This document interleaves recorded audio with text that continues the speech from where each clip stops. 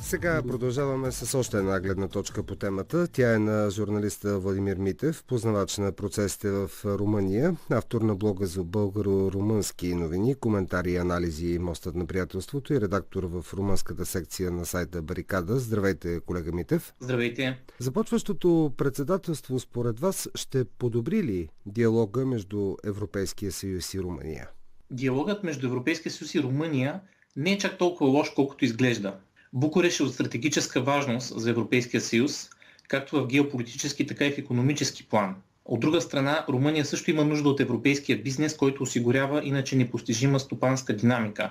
Но наистина през последните 2 години социал-демократите предизвикват нарастващи критики в Западна Европа с реформите в правосъдната система и с икономическата си политика. Опонентите на партията на Ливио Драгна са много и са влиятелни в страната извън нея. Те обвиняват социал-демократите, че са антиевропейци, че връщат Румъния назад към времената на социализма или че я пришиват към зли сили като Унгария и Полша. Самите социал-демократи се декорират като проевропейски настроени. Премиерът Данчила или силният човек в партията Ливио Драгна заявяват, че в качеството си на европейци просто искат право на свое мнение, на уважение от страна на европейските партньори, на признаване от тях на определени румънски интереси. Привържениците на политиката на социал-демократите през последните 2 години описват техните действия като опит за коригиране на някои ексцесии и злоупотреби. Например, се твърди, че борбата с корупцията е действала на базата на незаконни протоколи за сътрудничество между тайните служби и прокуратурата, което е довело до осъдителни присъди със спорна законност. Друга теза на привържениците на социал-демократите е, че чуждестранните компании, например банките, имат възвръщаемост от своите инвестиции, която е много по-голяма, отколкото тази в Западна Европа. Това се случва независимо, че румънските граждани са доста по-бедни от западноевропейците. Социал-демократите използват това усещане за несправедливост, за да въведат икономически мерки, които им помагат да закрепят бюджета.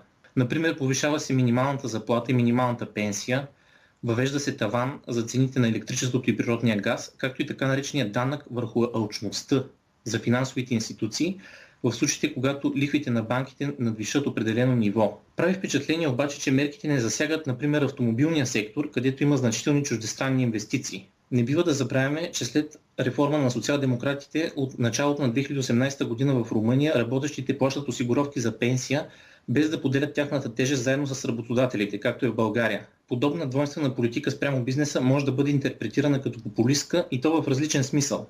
От една страна в смисъл, че социал-демократите не са истински евроскептици, а само се опитват да изглеждат като такива, а от друга страна популизмът е в смисъл, че за своите избиратели те правят жестове, но те не променят истински състоянието на бедност, на зависимост и изостаналост в румънските провинции, където е избирателната им база.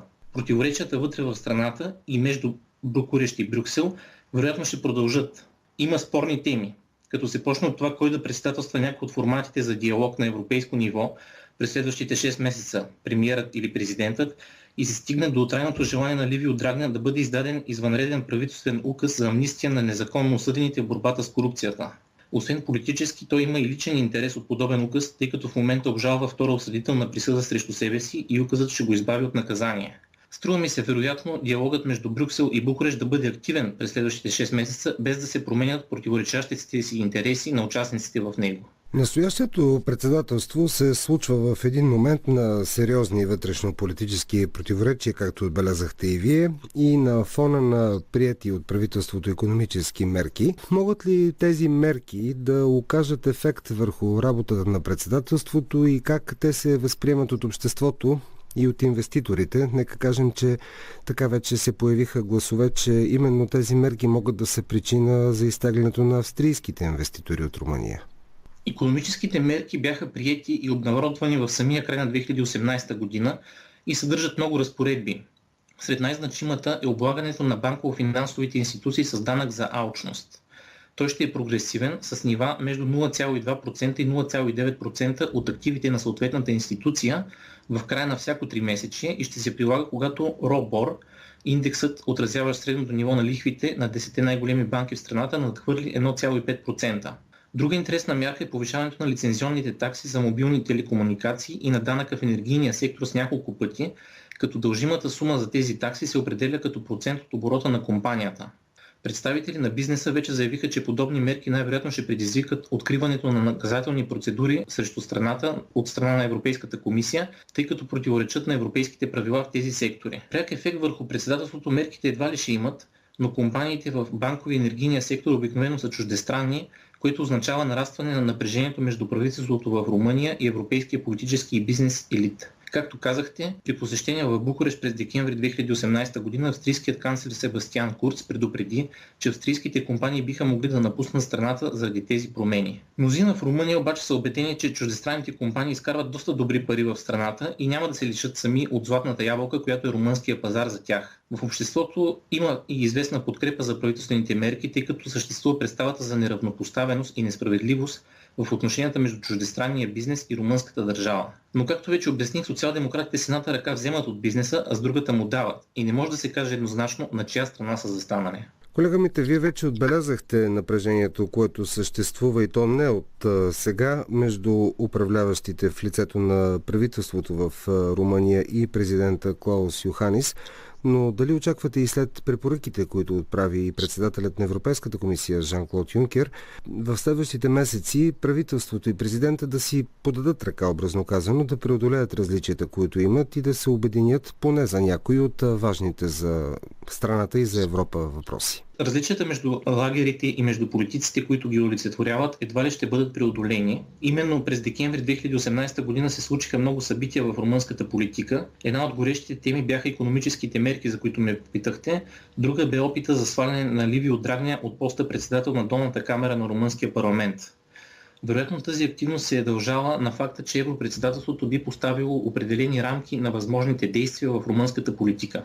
В последните дни за нуждата от единство говорят Юнкер, подаля неотдавна оставка бивш министър на европейските въпроси Виктор Негреско, премиерът Данчила. Очевидно Европейския съюз оказва натиск, така че румънското председателство да бине без политически сътресения, които да спъват функционирането на самия съюз. Не съм сигурен дали през следващите месеци вътрешно-политическите противоречия в Румъния ще могат да къкрят на по-бавен огън, защото времето за правителството и за Ливио Драгня тече. Ако те искат да продължат да управляват, трябва да реализират своите интереси в правосъдието, в икономиката и в други сфери. А всеки път, когато те опитат да защитят конкретен свой интерес, пораждат европейска реакция.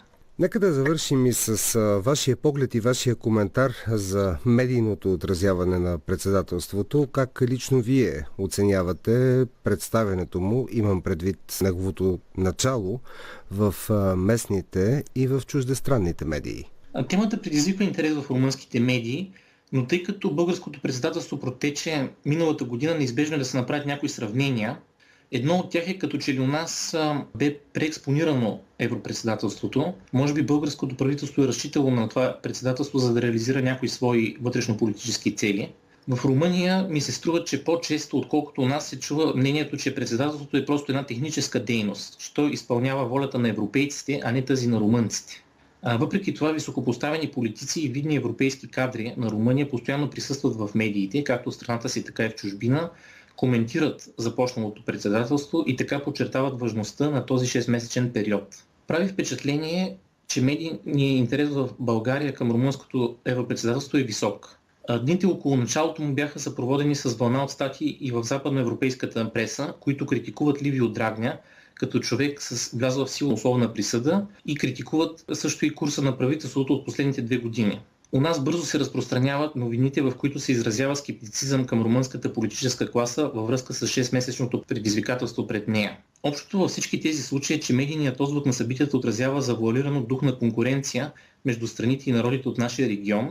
Отзвукът за сега разкрива и сравнително повърхностно познаване на случващото се в съседните държави.